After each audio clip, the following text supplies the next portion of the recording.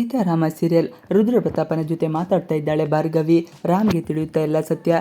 ರುದ್ರಪ್ರತಾಪ್ ಜೊತೆ ಭಾರ್ಗವಿ ಮಾತನಾಡ್ತಾ ಇರ್ತಾಳೆ. ಆದರೆ ಈ ವಿಚಾರ ಮನೆಯಲ್ಲಿ ಇನ್ಯಾರಿಗೂ ತಿಳಿದೋರುವುದಿಲ್ಲ. ಅವರೆಲ್ಲರೂ ಭಾರ್ಗವಿ ಒಳ್ಳೆಯವಳು ಎಂದು ಅಂದುಕೊಂಡಿರುತ್ತಾರೆ. ಅದರಲ್ಲೂ ಸೂರಿತಾತ ಹಾಗೂ ರಾಮ್ ಇಬ್ಬರು ಚಿಕ್ಕಿ ತುಂಬ ಒಳ್ಳೆಯವರು ಎಂದು ಭಾವನೆಯನ್ನು ಹೊಂದಿರುತ್ತಾರೆ.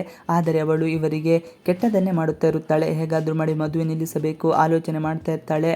ರುದ್ರಪ್ರತಾಪ್ ಎಲ್ಲಿದ್ದೀಯಾ? ನೀನೀಗ ಬೇರೆ ನಂಬರ್ನಿಂದ ಕಾಲ್ ಮಾಡ್ತಾ ಇದೆಯಲ್ಲ, ಏನಾಯಿತು ಇಷ್ಟು ದಿನ ಫೋನ್ ಕಾಲ್ ಮಾಡಲೇ ಇಲ್ಲ ಎಂದು ಪ್ರಶ್ನೆ ಮಾಡುತ್ತಾಳೆ.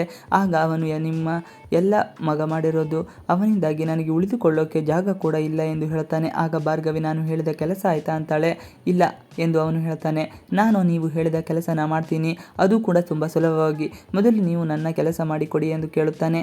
ಆದರೆ ಭಾರ್ಗವಿ ಅದಕ್ಕೆ ಒಪ್ಪೋದಿಲ್ಲ. ಸೀತಾಳ ಗಂಡ ಎಲ್ಲಿದ್ದಾನೆ ಅನ್ನೋದನ್ನು ನೀನು ಮೊದಲು ತಿಳಿದುಕೊಂಡು ಹೇಳು ನನಗೆ ಎನ್ನುತ್ತಾನೆ. ಆಗ ಅವನು ಅಷ್ಟೇ ತಾನೇ, ಇದು ತುಂಬ ಸುಲಭವಾದ ಕೆಲಸ ಎಂದು ಹೇಳುತ್ತಾನೆ. ಹೇಗೆ ತುಂಬ ಸುಲಭ ಎಂದು ಇವನು ಹೇಳಿದಾಗ, ಸೀತಾಳ ಅಣ್ಣ ಹಾಗೂ ಅತ್ತಿಗೆ ಜುಟ್ಟು ಈಗಲೂ ನನ್ನ ಕೈಯಲ್ಲೇ ಇದೆ. ಅವರ ಬಾಯಿ ಬಿಡಿಸಿದರೆ ಅವರು ಎಲ್ಲ ಸತ್ಯ ಹೇಳಿಬಿಡುತ್ತಾರೆ ಎಂದು ಹೇಳಿದ್ದಾನೆ. ಹಾಗಾದರೆ ಮೊದಲು ಆ ಕೆಲಸ ಮಾಡು ಎಂದು ಅವನು ಹೇಳಿದರೆ, ಅಷ್ಟು ಹೊತ್ತಿಗೆ ರಾಮ್ ವಾಕಿಂಗ್ ಮಾಡ್ತಾ ಇರ್ತಾನೆ, ಅದು ಕೂಡ ಮನೆಯ ಒಳಾಂಗಣದಲ್ಲಿ. ಆಗ ಅವನು ಯಾರೋ ಆ ರಾತ್ರಿ ಇದು ಅಷ್ಟೊತ್ತಲ್ಲಿ ಮಾತನಾಡ್ತಾ ಇದ್ದಾರೆ ಎಂದು ಆಶ್ಚರ್ಯಪಡ್ತಾನೆ. ನಂತರ ಯಾರೋ ಮಾತನಾಡ್ತಾ ಇದ್ದಾರೆ, ನೋಡೋ ಬಿಡೋಣ ಎಂದು ತಾನೇ ಆ ಧ್ವನಿಯನ್ನು ಹಿಂಬಾಲಿಸಿ ಹೋಗುತ್ತಾನೆ. ಹೋಗಿ ನೋಡಿದರೆ ಒಂದು ಕಡೆ ನಿಂತುಕೊಂಡು ಭಾರ್ಗವಿ ಪ್ರೈವೇಟ್ ಆಗಿ ಮಾತಾಡ್ತಾ ಇರ್ತಾಳೆ. ಅಲ್ಲಿ ಹೋಗಿ ಹಿಂದಿನಿಂದ ಅವಳನ್ನು ಕರೆಯುತ್ತಾನೆ. ಕರೆದಾಗ ಭಾರ್ಗವಿ ಶಾಕ್ ಆಗುತ್ತದೆ. ಇಷ್ಟೊತ್ತಲ್ಲಿ ಯಾರ ಜೊತೆ ಮಾತನಾಡ್ತಾ ಇದ್ರಿ ಎಂದು ಅವನು ಕೇಳಿದ. ಅವನ ಕತೆ ಮುಗೀತು. ಸೀತಾರಾಮ ಜಿ ಕನ್ನಡ ವಾಹಿನಿಯಲ್ಲಿ ಪ್ರಸಾರವಾಗುತ್ತಿರುವ ಧಾರಾವಾಹಿಯಾಗಿದೆ. ಈ ಧಾರಾವಾಹಿಯಲ್ಲಿ ಸೀತಾ ಹಾಗೂ ರಾಮ್ ಇಬ್ಬರು ಪ್ರೀತಿಗಾಗಿ ಹಂಬಲಿಸುತ್ತಿದ್ದರೂ ಸಹ ಇದುವರೆಗೂ ಒಂದಾಗಿರಲಿಲ್ಲ. ಆದರೆ ಈ ಸಂಚಿಕೆಯಲ್ಲಿ ಮಹತ್ತರ ತಿರುವೊಂದು ಕಂಡಿದೆ. ಸೀತಾರಾಮ್ ಹತ್ತಿರ ತನ್ನ ಪ್ರೀತಿಯನ್ನು ಹೇಳಿಕೊಂಡಿದ್ದಾಳೆ. ಈ ಬಗ್ಗೆ ಹೆಚ್ಚಿನ ಮಾಹಿತಿ ಇಲ್ಲಿದೆ.